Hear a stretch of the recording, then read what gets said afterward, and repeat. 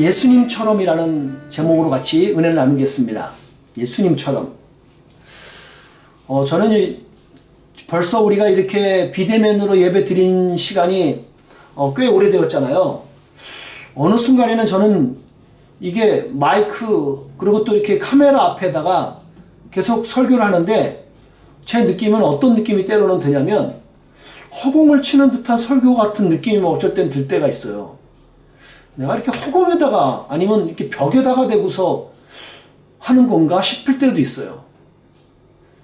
더 정직하게는 어쩔 때는 제가 뜬구름 잡는 설교를 하는 건 아닌가 싶을 때가 있어요. 여러분들은 제 눈에 보이질 않아요. 그리고 여러분들은 지금 코로나로 인해서 이 세상을 살아가고 있는데 세상살이를 하고 있단 말이죠. 삶의 현장 속에서, 현재라는 곳에서. 그런데 저는 설교하는데 맨날 어떤 설교를 하냐면 하늘에 대한 얘기를 해요. 전 미래에 대한 이야기를 하고 있고.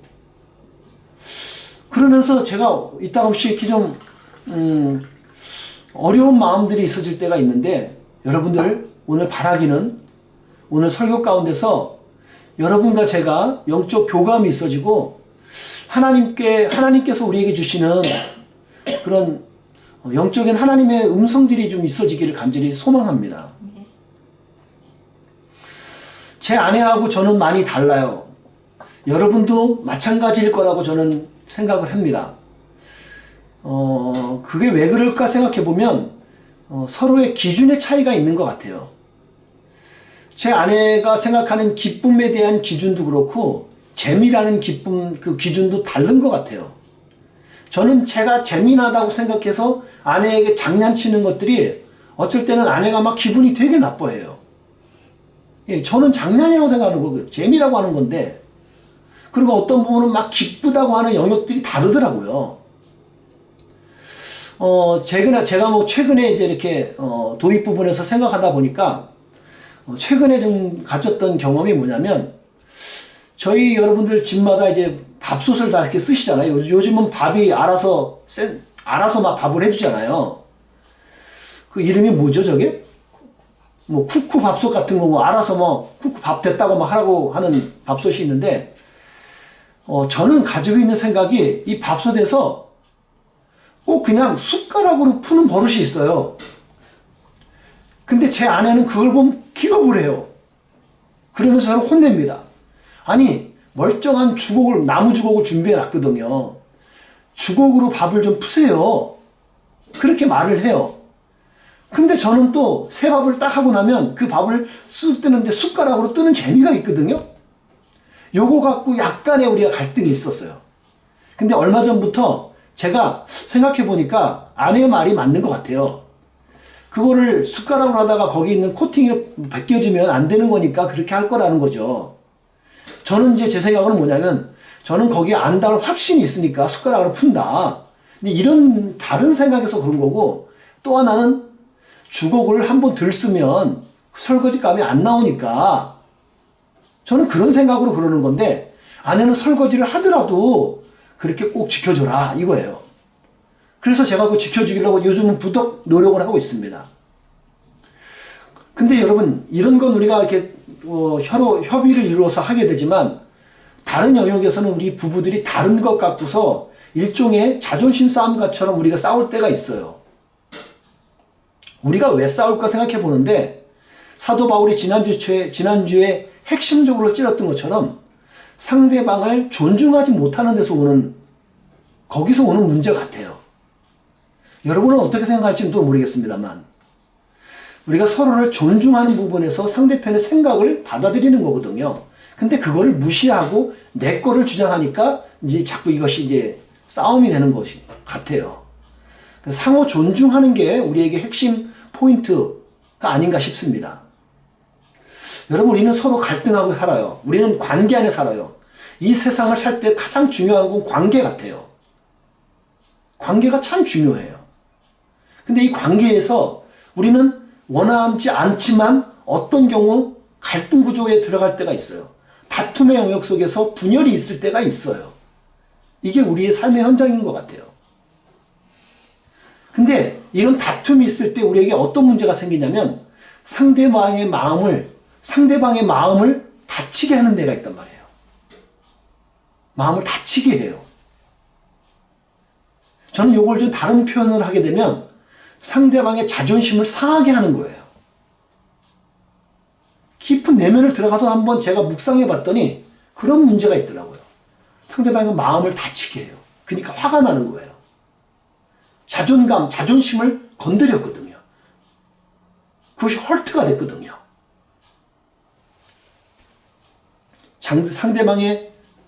상대방을 존중하지 않은 데서 일어나는 현상이라고 저는 해석을 해봅니다. 여러분, 이게 오늘 우리들의 삶의 영향만 있었던 게 아니라 저 오래전 신약 성경에 있는 빌립보 교회에서도 이런 이슈가 있었어요. 사람 사는 데인데 없겠어요? 동서고금을 막론하고 없겠냐고요. 그 당시에 유오디아라는 여인과 순두기라는 여인, 아마도 그 공동체의 그 화근의 쟁점에 이 두 명이 있었던 것 같아요. 이 두 명의 싸움이 있어서 여인 전쟁이 벌어진 것 같아요. 그를 사람 중심으로 또 많은 파가 나눠졌을지 모르겠어요. 왜 그랬을까?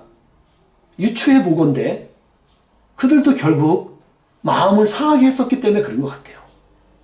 자존심이 건드려진 거죠. 근데 그 사람들이 어려움이 있었거든요. 로마로부터 온갖 핍박받고 막 위협을 받고 있고, 유대인으로부터 또 핍박을 받고 어려움이 많았단 말이에요. 삶에 공고함이 있었던 상황인데, 그럼에도 불구하고 믿음으로 살아가겠다고 하는데 서로 살아보겠다고 하는 그 사람들끼리 의견 대립이 생기면서 싸움했단 말이에요. 그런 두 여인에게 사도 바울은 그러는 거죠. 너희들 빨리 화해해. 그걸 4장에서 말을 해요. 주님께서는 그런 공동체에게 오늘 바울을 통해서 해결책을 제시해요. 저는 어렵게 설교하지 않으려고 합니다. 어려운 문제는 제가 일주일 동안 고민해요. 머리가 빠지더라도 제가 고민을 여기서 할 거니까. 근데 여러분에게는 간단명료하게 쉽게 설명할 거예요. 감사하게도요, 쉬운 성경 오늘 본문 읽었잖아요. 이 성경은 진짜 쉽게 표현해 놨어요. 뭐라고요? 5절에 예수님처럼 생각하고 행동하라는 거예요. 여러분, 이게 되게 쉽게 푸는 거예요, 여러분. 이거를 개역 성경에서는 어떻게 표현하냐면 이렇게 표현합니다. 너희 안에 이 마음을 품으라. 곧 그리스도 예수의 마음이니. 이렇게 얘기해 놨단 말이에요. 이것도 쉽죠. 마음 알아듣죠. 근데 이거를 쉬운 성경은 더 쉽게 푸는 거예요. 그거를 예수님처럼 생각하고 그리고 행동해. 딱 와닿지 않아요? 예수님 마음 품는 것. 오늘 핵심 주제는 그겁니다. 예수님처럼 생각하고 행동하라는 건데, 그러면 여러분이 오늘 개역 성경에서 말하는 거하고 한번 연결을 시켜서 그게 뭔데 했을 때 그게 바로 그리스도의 마음이라는 거예요. 그리스도의 마음으로 해야 가능하다는 거예요, 이게. 우리는 삶의 현장에 이게 있기 때문에 관계 안에 있어요. 그러니까 대립구도가 어쩔 수 없이 형성될 때가 있다고요. 그런 상황에서 사랑과 일치가 되지 않을 때가 있단 말이죠. 그럴 때 어떻게 하라고요? 예수님처럼 하라는 거예요. 예수님처럼. 여러분의 가정도 그렇고, 여러분이 직장생활 및 우리 교회 공동체 생활도 마찬가지예요. 우리가 마음이 상할 때가 있습니다. 여러분, 마음 상할 때가 있으면 여러분 고개를 한번 끄덕여 보십시오. 여러분, 마음 상할 때 있으시죠? 누가 한마디 말한 게 그냥 깊이 확 꽂혀갖고 막 밤잠을 못 이룰 정도로 화가 날 때도 있으시죠? 정상이에요. 왜냐하면 우리의 자존감을 건드렸기 때문에 그래요. 어떤 부분은 나를 존중받지 못했던 그런 느낌이 있었기 때문에 그런 것 같아요. 여러분, 오늘 말씀을 따라서 한번 삶에 적용해 보시기 바랍니다. 그래서 하나님께서 여러분과 저에게 주시는 위로가 있기를 바라요. 또 하나는 우리가 잃어버린 체면들 있죠. 또 잃어버리고 실추된 영역들, 그런 것들이 회복되어지는 시간이 되어지기를 주님의 이름으로 축복합니다. 여러분, 이것이 어떻게 가능하냔 말이에요. 우리가 항상 질문해 볼 것은 어떻게 그게 되냐고요. 사도 바울은 그것을 수없이 고민해보고 경험해봤지 않겠어요? 그는 이렇게 말을 합니다. 어떻게 예수님처럼 될 수 있냐? 그때 첫 번째 이런 말을 해요. 그리스도의 마음을 가지라는 거예요. 그리스도의 마음을 가지라는 거죠. 여러분, 그리스도의 마음을 갖는 게 구체적으로 어떤 거예요? 저는 이렇게 풀어보고 싶어요.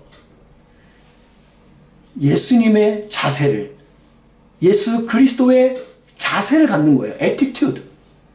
여러분, 삶에 있어서 attitude는 아주 중요해요. 무엇은 삶의 자세가 중요하지 않아요? 여러분, 운동에도 마찬가지예요. 테니스를 해도 마찬가지고, 골프를 해도 마찬가지고, 축구를 하든 뭘 하든 간에 탁구를 해도요, 자세가 좋아야 돼요. 자세가 바른 사람이 발전성이 높아요. 물론 자세가 다른 사람하고 틀리도 잘하는 사람은 있어요. 일부. 하지만 보편적으로는 자세가 좋아야 돼요. 마찬가지야. 예수 믿는 우리들도요, 신앙생활 할 때 자세가 좋아야 돼요. 이 자세가 마음 자세라고 말을 많이 쓰잖아요. 마음이 자세로 나타나요. 그럼 뗄 수가 없어요. 예수님의 마음 자세는 어떤 거였을까?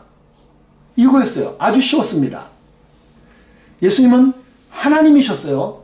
이 본문은 여러분들 아셔야 될 게 삼위일체의 그 신학적 그 바탕을 이 본문에서 많이 가져왔어요. 아주 중요한 말씀 구절입니다. 예수님은 하나님이셨다는 거예요. 하나님하고 레벨이 세임하셨다는 겁니다. 그런데 동등하신데 낮아지셨다는 거예요. 어떻게요?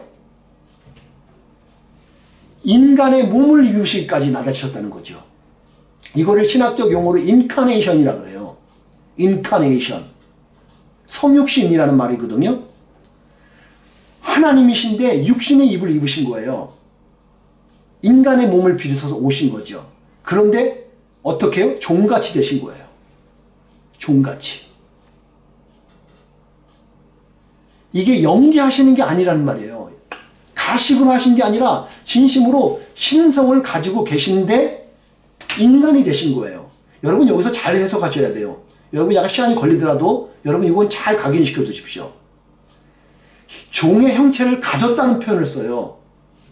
인간의 몸을 가지셨다는 표현이에요. 가지셨다는 말은 뭐냐면 하나님이신 신성이 있으신데 인성을 가지신 거예요. 그래서 완전하게 두 가지를 다 가지신 거예요. 어떤 사람이 이래요. 잘못 해석한 사람은 잠깐 신성을 내려놓고 이 완전한 인간이 되셨다 그래요. 그 당시에는 신성은 없었다는 표현을 쓰는데 그거는 옳은 신학 개념이 아니에요. 하나님은 완전한 하나님이시면서 인간을 취하신 거예요. 그렇기 때문에 구원을 온전히 이루실 수 있는 거죠. 그렇게 해서 낮아지셨다는 거예요. 그 자세를 취하셨어요. 두 번째는요, 순종하신 거예요. 여러분, 이 순종은요, 단순한 순종이 아닙니다. 자발적으로 하신 거예요. 굳이 영어 단어를 쓰면 voluntary라는 단어를 쓸 수 있겠죠. 자발적인 거예요. 어느 정도까지요? 죽기까지. 당신의 몸을 완전히 죽음에 인할 정도까지 순종하신 거예요. 이게 그리스도의 마음이에요. 여러분, 그냥 그리스도의 마음을 닮으십시오, 따르십시오 할 때 여러분 그냥 마음이 아니에요. 이 마음인 거예요. 낮아지는 거고 순종하는 겁니다. 여기까지 말하면 여러분들이 신학책을 보시면 얼마든지 여러분들도 이렇게 말씀하실 수 있고 정리하실 수 있을 거예요. 근데 저같이 설교자가 필요한 때는 이때부터입니다. 다음은 좀 더 구체적인 건 어떻게 예수님처럼 닮을 수 있을까? 구체적으로는 예수님의 온유함과 겸손을 따르는 거예요. 어떤 근거로요? 마태복음 11장 29절 말씀을 보시면 이 말씀이 나와요. 나는 마음이 온유하고 겸손하니 나의 멍에를 메고 내게 배워라. 그러면 너희 영혼이 쉼을 얻을 것이다. 중요한 말이 뭐예요? 나는 예수님이죠. 예수님은 마음이 온유하고 겸손하다는 거예요. 예수님은 온유하고 겸손하세요. 그러니까 예수님의 마음은 구체적으로 온유와 겸손이에요. 구체적으로 보면 온유가 뭔데요? 이걸 딱딱하게 얘기하면 너무 길어져요. 근데 여러분, 이제 정리를 제가 해드려 말씀드리는 거예요. 제가 풀어드리지 않을 테니까 이걸 여러분들이 적어두시든가 인지하시면 돼요. 온유라는 말은 의미가 뭐냐면 자기 자신의 마음을 하나님께만 고정하는 거예요. 하나님께만 딱 픽스하고 그 다음에 전적으로 하나님을 신뢰하고 하나님께 의탁하는 거예요. 그런 상태에서 생겨지는 중심에서 온화함을 가지는 거죠. 젠틀한 거요. 그 다음에 관대함을 갖는 거예요. 관대한 거. 톨러런스라 그러죠. 관대한 거예요. 그러니까 누가 막 이렇게 해도 삐지는 말 하고도 넉넉하게 이겨낼 수 있는 거죠. 그리고 하나 더해서 친절한 거예요. kindness. 여러분, 이게 온유한 거예요. 온유라는 말은. 두 번째가 여러분 겸손이에요. 예수님의 마음은, 그리스도의 마음은 온유하고 겸손하다 그러잖아요. 겸손은 뭐예요? 겸손은 이렇게 정의하시면 돼요. 하나님께 자발적으로 헌신하는 거예요. 여러분, 자발적인 겁니다. 꼭 앞에 나눴던 것처럼 자발적으로, voluntary하게 자기가 스스로 자발적으로 헌신을 하는 거예요. 그리고 타인을 위해서 자기를 희생하는 거예요. 이타적인 삶이죠. 자기를 희생해서 그래서 섬김에서 나오는 모습이 겸손이란 말이에요. 여러분, 내가 뭐 억지로 저에게 잘 보이려고 그러는 게 아니라 진짜 자발적으로 우러나서 그래서 나오는 것. 그래서 스스로 자기를 낮추는 것. 이게 겸손이에요. 이게 겸손이라고요. 이런 모든 것들을 사도 바울은 그의 서신서에서 쭉 말했던 것이 있어요. 그 모든 것들을 제가 쭉 정리해 보니까 이 말인 것 같아요. 이건 저의 정리한 말입니다. 결국 겸손이 뭐냐 했을 때 믿는 사람 자신이 가진 마음의 확신, 그 마음의 확신에서 나오는 것이 겸손인 거예요. 그러니까 신앙이 자기 믿음을 기반해서 나온다는 얘기예요. 겸손은. 하나님을 믿는 믿음이 없이는 이 온유와 겸손이 나올 수 없다는 얘기죠. 그러니까 결국은. 믿는 사람에게서 그 믿음의 확신에서 나오는 그 행동, 그것이 겸손이에요. 여러분, 여기서 한 가지 우리가 짚고 넘어갈 거 있습니다. 여러분, 온유와 겸손의 짝퉁이 있는 거 아세요? 우리가 이렇게 하면 나는 온유한 거고 나는 착한, 겸손한 사람이라고 생각을 해요. 그 대표적인 짝퉁, 이미테이션이 있는 게 있어요. 두 가지가 있는데, 여러분, 제가 정리하진 않았어요. 여러분 말로만 설명드릴 텐데, 여러분도 다 충분히 논리적으로, 이성적으로 이해할 수 있는 부분일 거예요. 우리가 여기에 속을 때가 많아요. 이렇게 하면 진짜 겸손한 사람인 줄 알고 있는데, 첫 번째 짝퉁이 착하다는 거예요. 여러분, 착한 행실이 겸손하거나 온유한 것은 아닙니다. 그 중에 한 부분인 거죠. 결과로 나타나는 부분인 거죠. 하지만 착하다고 여러분 겸손한 사람 아니에요. 속지 마세요. 착하게 행실한다는 것. 선하게 베푸는 것. 왜냐하면 우리가 이 착하다는 것을 핑계대서 어떨 때는 비겁함에 우리가 그거를 착함을 내세울 때가 있어요. 어쩔 때는 방관하는 것을 착함으로 나는 선한 사람이니까 그러면서 피할 때가 있다고요. 그건 겸손의 모습이 결정체는 아니라고 생각해요. 두 번째 우리가 속을 수 있는 영역은 뭐냐면 낮은 자리예요. 낮은 자리에 가면 겸손한 사람인 줄 알아요. 그래서 낮고 천한 곳에 있는 걸, 그래서 저기 막 거지들하고 노숙자들하고 생활하는 게 그게 더 겸손한 사람이야. 겸손한 사람일 수가 있죠. 근데 그게 자체가 겸손은 아니라는 거예요. 그게 온유한 것은 아니라는 거죠. 어쩔 때 어떤 사람은 무소유를 외칠 때가 있어요. 여러분, 무소유가 겸손한 사람일까요? 온유한 사람일까요? 어떤 사람은 그래요. 청렴한 삶. 난 청렴 결백해. 여러분 청명결백하는 거요. 자기 의 갖고도 할 수 있어요. 근데 여러분 무소유하고 남에게 나눠준 삶을 살면서 나는 청렴한 삶을 살기 때문에 나는 온유한 사람이고 겸손한 사람이야. 그럴 수 없다는 거예요. 거기에 속지 마세요.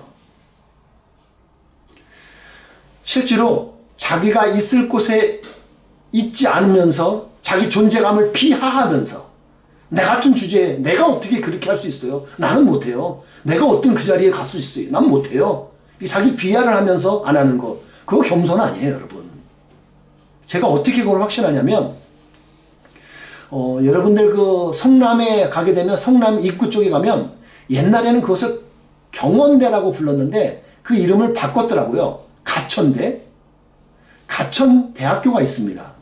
거기에 교수로 일하시는 우리 이용일 선교사님, 우리 선교사님인 거고 이분은 이용희예요. 여자 이름이죠. 이분이 결혼도 안 하고서 평생 총각으로 살면서 그러면서 믿음의 사람으로서 애쓰더 기도운동 본부인가 그 운동을 진 그 리더로 계속 있어요. 기도에 하여튼 열심히 쓰시는 분이에요. 이분하고 개인적으로 교제할 시간이 있어서 교제하다가 그분이 저에게 주신 책 한 권이 있어요. 아주 소책자인데 느헤미야서를 이렇게 같이 주의하고 이렇게 설명했던 나눴던 말씀이에요. 그러면서 거기서 그 썼던 기억이 뭐냐면 사단이 쓰는 무기가 있다는 거예요. 사단이 쓰는 무기는 우리가 마땅히 있어야 할 자리를 가지 못하게 한다는 거예요. 내가 있어야 할 자리를 있게 하지 못한다는 거죠.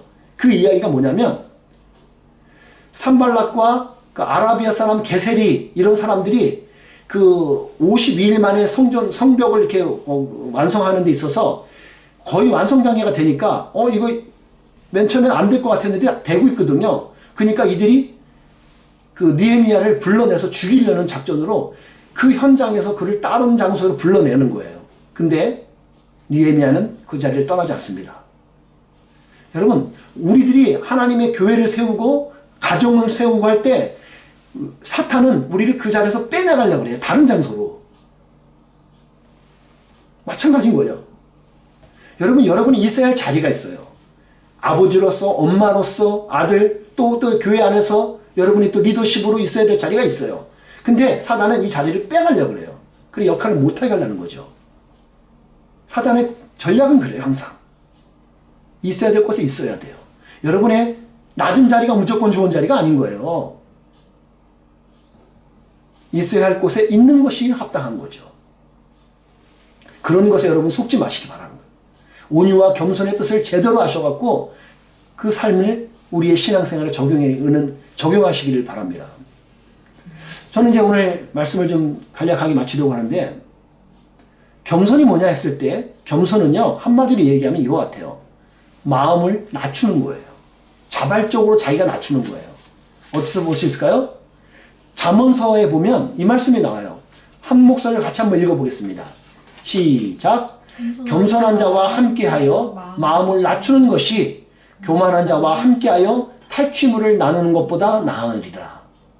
자, 말하죠. 겸손한 자와 함께하여 마음을 낮추는 거예요. 여러분, 겸손한 자와 함께 하시면 마음을 낮출 수가 있어요. 이건 자기가 스스로 낮추는 겁니다. 그런 겸손한 사람이 타인을 존중할 줄 아는 거예요. 지난주에 봤던 빌립보서 2장 3절에 나와있던 말씀이 그거죠. 타인을 존중하지 않고 자기 이기적인 삶을 살아버리면 그리고 다른 사람의 필요를 채우지 않고 자기 자신만의 필요만 채우는 것, 여러분 그거는 겸손한 사람이 행동이 아닌 거예요. 성경은 아주 수없이 우리에게 말을 합니다. 마음이 중요하다는 거예요. 이 말씀 제가 몇 번 설명드리죠. 저는 제 인생에 아주 중요한 말씀 중에 하나입니다. 무엇보다 내 마음을 지켜라. 이는 생명의 근원이 마음에서부터 흘러나오기 때문이다. 여러분, 마음이 중요해요. 이 마음이 생명의 근원이 거기에 있기 때문인 거예요. 이 마음이 어떤 마음이에요? 그리스도의 마음이요. 그리스도의 마음을 지켜내시면 여러분 우리는 천하무적이 되죠. 죽어도 망해도 실패해도 좌절해도 다시 일어설 수 있는 거예요. 우리는요. 저는 존 본연 목사님을 참 좋아합니다. 여러분 존 본연 목사님도 아시죠? 철로역정 썼던 그 철로역정 썼던 그 존 본연 목사님이 다른 그 설교 말씀하면서 썼던 것 중에 얼마 전에 제 친구를 통해서 제가 소개를 받았던 이 문구인데, 여러분 이런 말을 했어요. 존 본연 목사님이 마음만으로 드리는 기도가 마음 없이 말만 하는 기도보다 낫대요.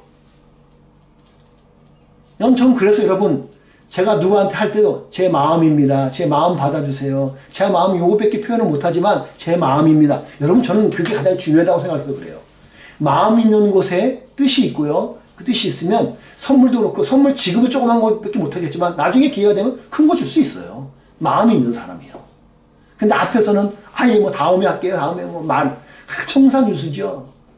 여러분 말만 하는 것보다 마음만으로도 기도하는 진짜 기도 있죠. 마음이 중요해요. 마음. 자꾸 말해봐야 뭐 잔소리밖에 안 될 거예요. 여러분 마음이 겸손한 자와 하나님께서 함께 하시는 거 잊지 마세요. 이사야서 말씀에 보면요 이런 말씀이 나옵니다.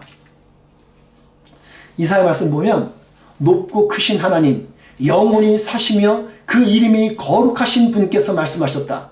나는 높고 거룩한 곳에 산다. 그러나 나는 또한 마음이 슬프고 겸손한 사람들과 함께 산다.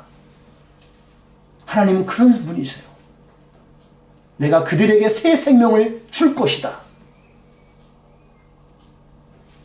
이사야 선지자를 통해서 우리에게 말씀해 주는 말씀이죠.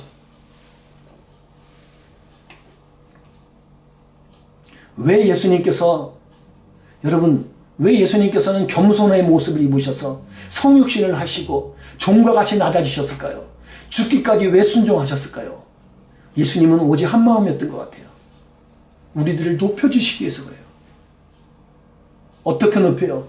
이 땅의 것을 추구하고 땅의 것을만 살아갈 우리들을 땅의 것을만 머물지 말고 저 영생의 단계로 올려주시려고 높이시려는 거예요. 그것을 굳이 말하면 그 영혼 우리를 구원한다는 거예요. 그래서 천국 백성 삼아주시는 거예요.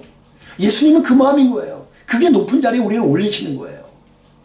바울은 이거를 위해서 달려갈 길을 달려간 겁니다. 저도 오늘 그것을 위해서 제 목회의 사역을 감당하고 있는 거예요. 인생의 참 기쁨은 무엇일까? 저는 이렇게 생각합니다. 인생의 목적을 명확하게 가졌을 때 같아요.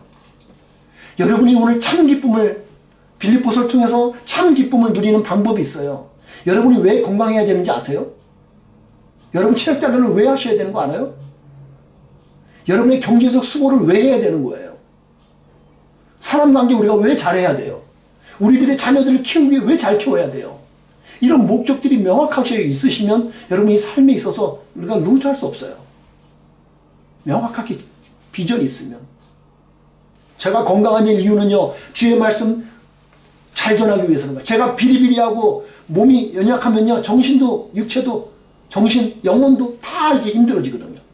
그러기 위해서 지키기 위해서 하는 거예요. 말씀을 마치려고 합니다.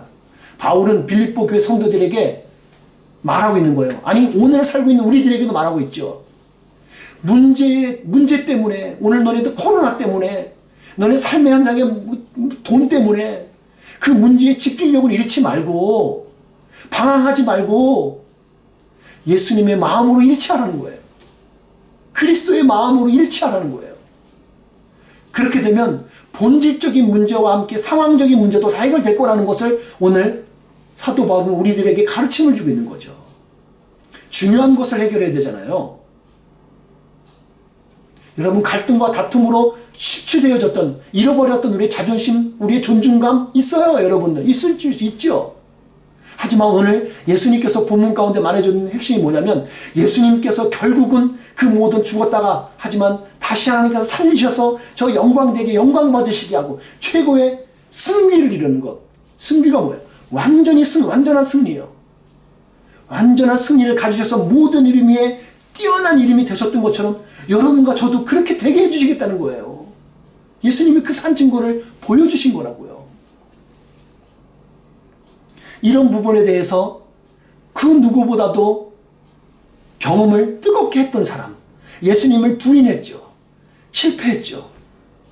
그랬던 사람이지만 다시 회개하고 다시 붙들어서 살아났던 사도 베드로의 증언을 한번 들어보면 여러분 또 와닿을 거예요.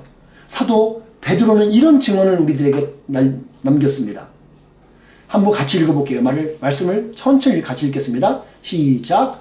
그러므로 하나님의 전능하신 손 아래 자신을 낮추십시오. 그러면 하나님께서는 때가 이를 때에 여러분을 높이실 것입니다. 이거는 사도 베드로의 확실한 경험에서 우러나오는 말씀인 거예요.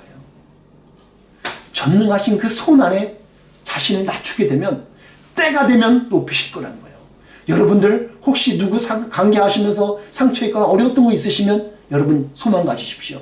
때가 되면 하나님께서 우리 이루시는 거예요. 세워주셔요.